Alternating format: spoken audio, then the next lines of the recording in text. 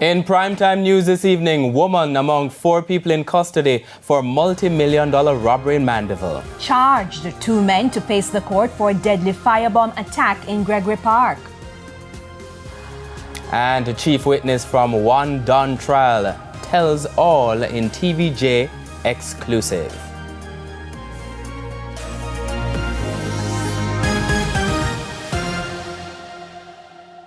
Good evening and welcome to Primetime News on air and online at onespotmedia.com. I'm Andrea Chisholm. And I'm Archibald Gordon. Javon Keys has a preview of what's coming up in business news. Well, Archie, in addition to those gas prices, I'll have some financial news on Wisynco and their latest audited financial statement. The details later on.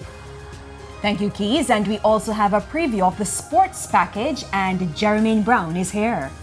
Thank you, Andrea. Well, speaking of finances, it seems the JFF have finally settled their matter with their former General Secretary. We'll tell you about that and lots more a bit later on.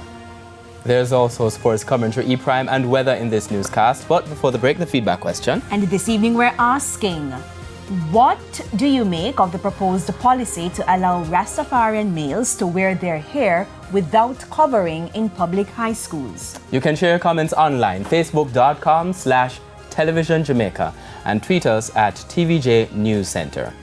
Stay with us. Primetime News returns right after this break.